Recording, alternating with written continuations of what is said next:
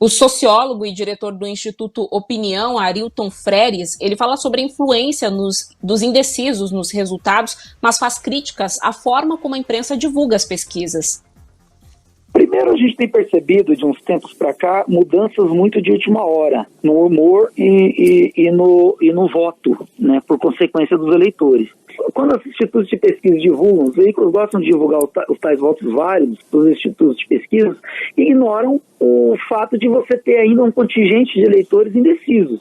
Aqui no Paraná, no Senado, na própria pesquisa do IPEC do SAP, tinha quase 20% de eleitores indecisos. Esses eleitores iam votar em alguém e, por consequência, eles acabaram votando majoritariamente em Paulo Martins e em Sérgio Moro. Sérgio Moro acabou crescendo um pouco mais e o Paulo Martins crescendo bastante. Então esse fenômeno às vezes não é captado pelos institutos porque fazem as pesquisas alguns dias antes da véspera da eleição e também ignorado pelos veículos de imprensa que às vezes acabam não levando essa informação para o eleitor. Olha, ainda tem 20% de eleitores indecisos e, portanto, esses números, mesmo à véspera, não é o número já definido da eleição, no caso aqui que eu falei, da eleição do Senado.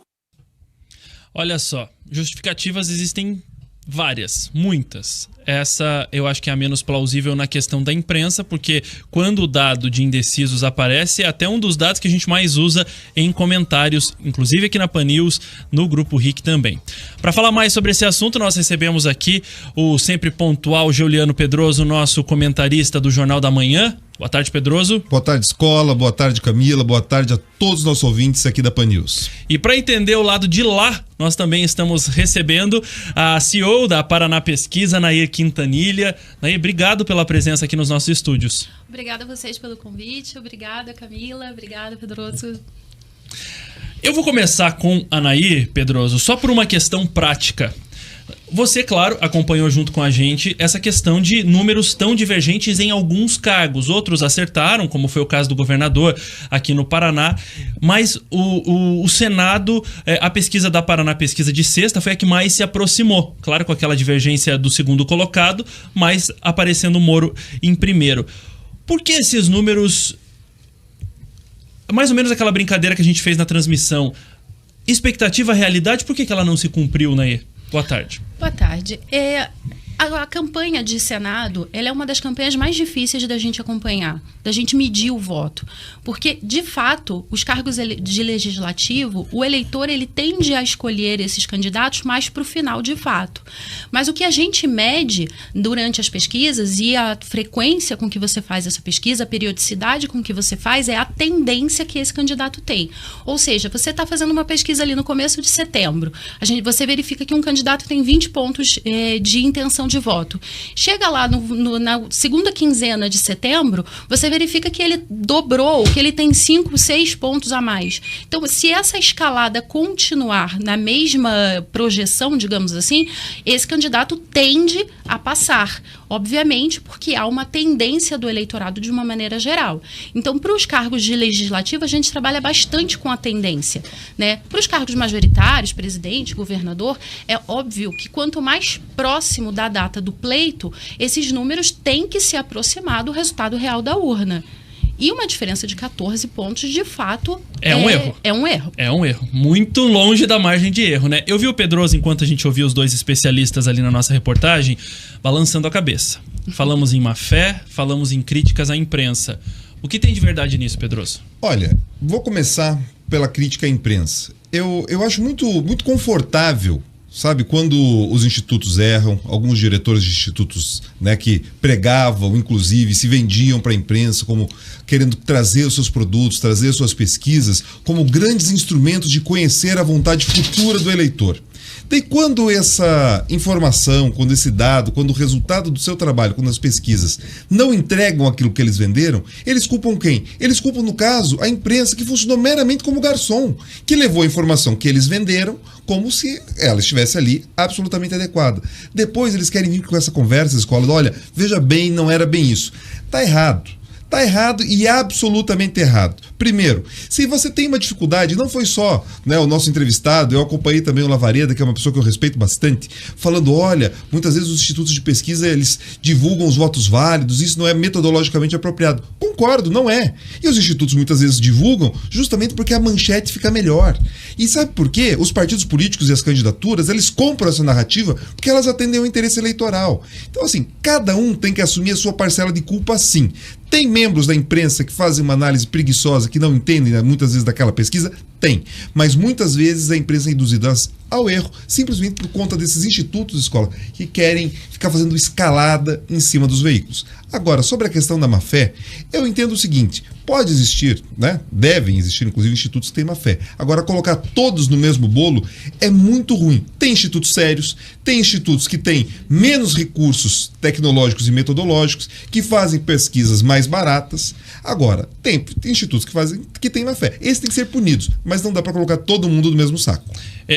Um dado, né, que chamou muita atenção, foi motivo de pessoas dizendo que era até um resultado criminoso, foi uma pesquisa divulgada no fim de semana pelo IPEC. Eu sei que não é ético perguntar isso para você principalmente, né, mas o IPEC se justificou dizendo que houve um erro de digitação no estudo, que ele não foi feito na véspera da eleição, mas 2 dias antes, que é o tão... esses números, né, esses dados aí da questão do Senado ao Paraná. Erro de digitação numa pesquisa, não falando do IPEC, mas colocar uma pesquisa com um poder desse e o preço que se paga, esse tipo de erro não pode ser cometido, né?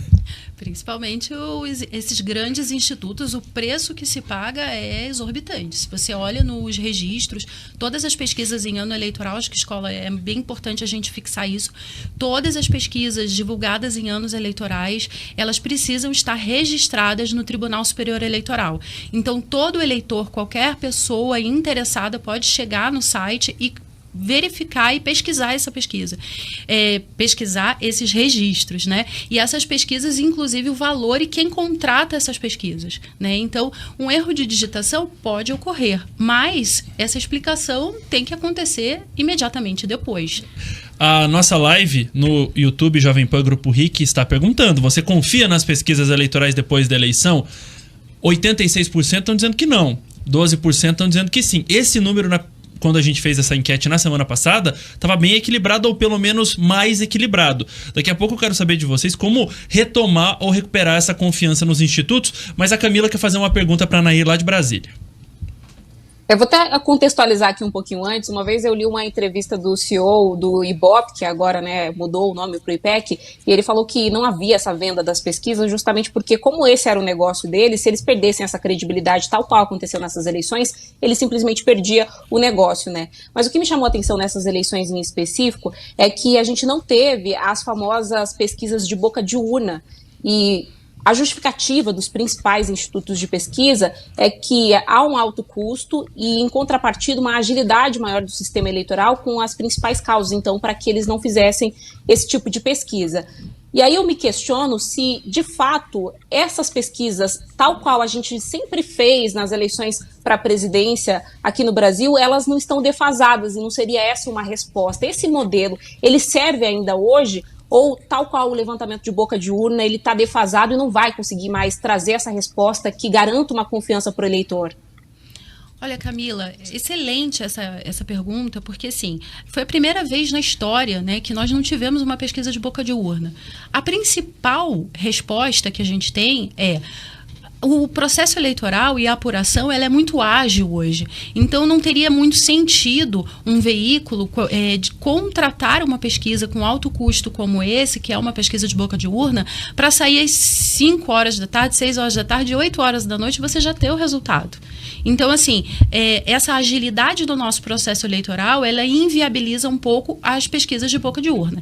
Entretanto, não acredito, e falo aí com todo mundo que está ouvindo a gente, confiem nas pesquisas. As pesquisas são confiáveis, a gente tem um trabalho muito grande.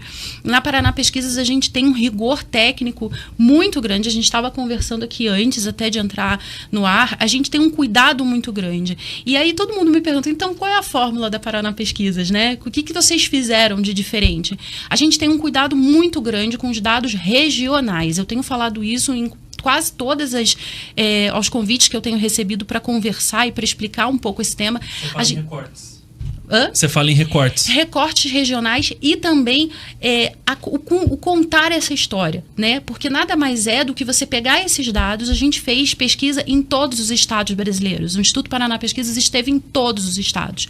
Então, quando a gente fazia uma pesquisa, por exemplo, em Santa Catarina, e a gente observava o resultado do presidente Jair Bolsonaro, candidato à reeleição, e do ex-presidente Lula, a gente observava o resultado dele dentro do estado de Santa Catarina, dentro do estado do Rio Grande do Sul, dentro do estado do Paraná, e quando a gente viu o compilado dessas pesquisas nacionalmente, de grandes institutos, a gente chamava atenção, a gente alertava, olha, tem alguma distância, tem alguma discrepância nisso, né? E isso tem muito a ver com a ponderação, não a ponderação na base de dados, mas o critério de escolha para a estratificação dessa base, para a estratificação e escolha desses entrevistados entre cidades pequenas e cidades grandes.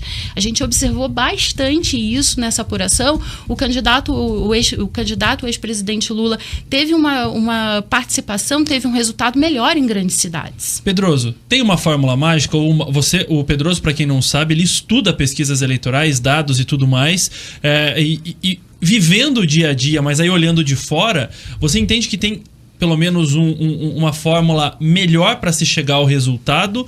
Ou hoje a gente fala muito, né? A gente falou muito de metodologia ao longo dessa campanha, né?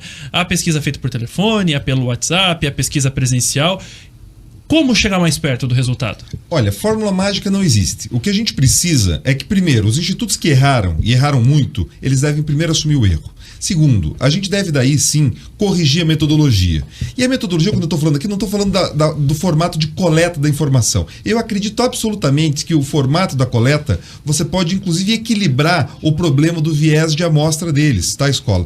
Cada uma das formas de coleta, ela tem um viés. O que eu quero dizer com isso? Se você vai pegar pessoas em ponto de fluxo, pessoas na rua, presencial, você muitas vezes não consegue pegar a população de uma determinada faixa de renda. Você faz entrevista domiciliar, você não consegue pegar lugares que tem porteiro. Enfim, você tem uma série de viés que são possíveis, por telefone e outros. Então, o que precisa é ter um esforço metodológico, uma humildade científica, tá? Porque eu vejo muitos desses diretores de instituto, e aqui eu fico feliz em ver que o time aqui da Paraná Pesquisa não tem essa postura, mas eles tratam como se fosse o santo grau, como não pudesse ser questionado.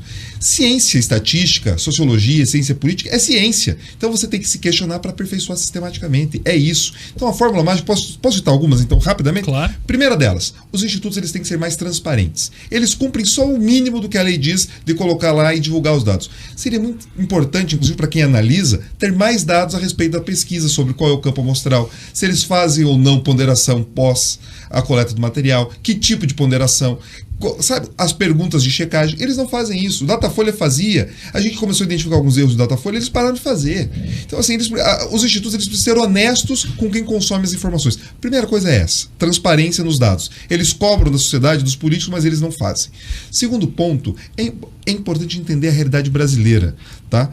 Quando você enxerga cada realidade, cada local, você precisa ter inteligência qualitativa junto com a inteligência quantitativa. Não adianta achar que você vai chegar com um questionário, perguntar para as pessoas e só isso basta. Não basta. Então, assim, o que os institutos precisam fazer, escola, vou traduzir aqui, é colocar o sapato da humildade, aperfeiçoar aquilo que eles fazem, criar um pouco de consciência daquilo que eles precisam entregar e, de fato, respeitar o eleitor, respeitar as pessoas que consomem esse produto. E falando de pesquisa, hoje uma novidade vem de Brasília, inclusive a Camila está acompanhando desde o início da tarde, porque pode colocar alguns institutos em xeque, né, Camila?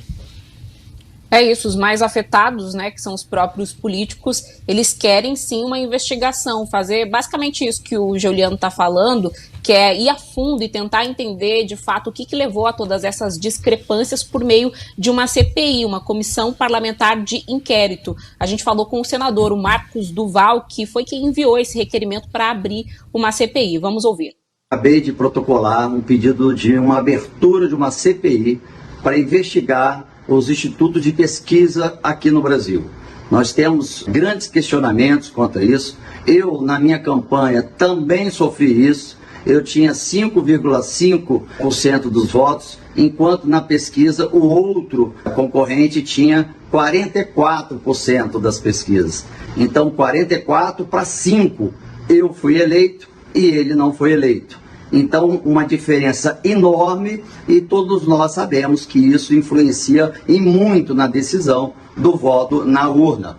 Muitos brasileiros não querem perder o voto, então seguem o que as pesquisas estão dizendo. E nós estamos escutando muito que essas pesquisas, elas são entregues de acordo com o que o cliente deseja. Tá aí o questionamento, a colocação do senador Marcos Duval, pedido de abertura de CPI, falando em pesquisas e crimes, colocando tudo isso na mesma frase. Pedroso, o que tem de correto, o que tem de... Vamos falar assim, de realidade nessa colocação do senador? Olha, a primeira coisa que a gente tem que tratar é que você precisa de fato investigar e regulamentar melhor. Até para tirar essas dúvidas que o senador aponta. Tem institutos muito sérios e tem institutos que são nada sérios. Então você precisa justamente desses tipos de instrumento para separar o joio do trigo. Então é fundamental entender quem paga as pesquisas. Quais são os interesses de quem paga as pesquisas? Eu, às vezes, encontro em escola alguns institutos que colocam lá um valor de pesquisa que eu falo, meu Deus do céu, eu vou contratar ele para fazer pesquisa para mim. Ele consegue fazer pesquisa mais barato do que se eu fosse fazer a preço e custo. Então não existe isso.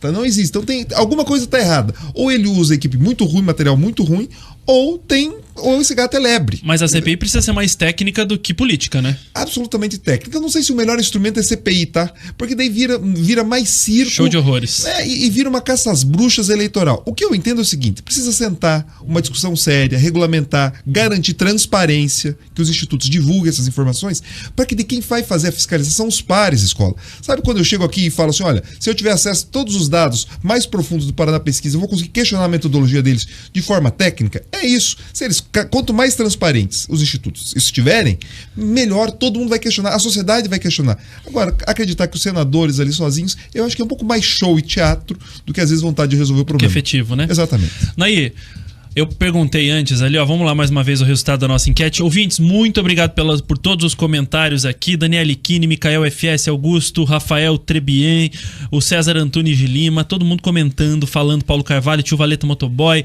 todo mundo falando em relação às pesquisas. Bastante gente votando também. 88% disseram que não confiam mais em pesquisas eleitorais e 12% sim, continuam confiando. Como recuperar essa confiança que até algumas eleições passadas as pesquisas eram tratadas como bibelôs, né? E hoje, agora para o segundo turno, já tem gente dizendo, não contratamos mais. Olha, eu acho bem importante isso. Hoje a gente está, até a Paraná Pesquisas hoje está numa posição confortável e eu falo com esses 88% que dizem que não confiam. Confiem, voltem a confiar nos institutos de pesquisa. A vontade, a relevância social desses instrumentos é muito grande. Porque, assim, quando a gente fala... o prefeito de Nova York, por exemplo, em 1981, ele falava com seus eleitores, ele não perguntava como você está, ele perguntava como eu vou indo. É uma forma do eleitor, é uma forma da opinião pública se fazer, ganhar voz, chegar lá, né, e falar com esses políticos e falar com esses representantes como que eles estão. A resposta da pesquisa tem uma relevância social muito grande, escola. Então, assim, não é desacreditar nas pesquisas, é, na verdade, lutar para o que o Pedroso falou. Que a gente tenha transparência. O Instituto Paraná Pesquisas está aí, a gente é uma terceira via, digamos assim, utilizando um bordão aí político, a gente está aí, a gente está aberto a qualquer questionamento, a gente está aí à disposição da mídia e dos eleitores que quiserem conversar com a gente está disponível. Então tá aí, você pode procurar em loco, né? Tudo o que a Nair está falando, para poder conhecer um pouco mais e não falar só na regra de todo mundo. Camila, você disse que para complementar e finalizar esse assunto, você tinha uma dica de livro que poderia ajudar os nossos ouvintes, nossos eleitores nesse assunto. Vamos lá. É a minha leitura atual, viu? Agora que, ouvindo essa discussão, eu vi que ela pode ter algum tipo de conexão. Antes eu só queria complementar, porque toda pesquisa científica, antes dela ser publicada, ela passa por uma metodologia que a gente chama de revisão por pares, que é quando outros cientistas pegam essa metodologia, tudo que está ali descrito na pesquisa, e realmente refazem esses passos, analisam minuciosamente para ver se aquilo tem validade, né? Então, de uma certa forma, as pesquisas eleitorais aqui no Brasil precisam passar por essa revisão por pares para que voltem a ter essa credibilidade, né? A leitura leitura que eu estou fazendo nesse momento no Kindle, por isso que eu não estou com ele aqui em mãos, Algoritmos de Destruição em Massa, que fala sobre, basicamente, esse tipo de metodologia que acaba influenciando a nossa vida, mas principalmente nos softwares, aplicativos, enfim, basicamente em tudo que a gente faz hoje, que muitas vezes, quando não tem essa transparência, essa forma de criação ali bem descrita para as pessoas, pode se transformar num algoritmo de destruição, ao invés de ser alguma coisa que beneficia a nossa vida. A tecnologia também tem esse poder destrutivo, então é importante que a gente faça essas discussões, como a gente está fazendo agora das pesquisas eleitorais. Opa, caiu a conexão da Camila, não foi proposital porque a gente está estourado aqui no tempo da Pan News.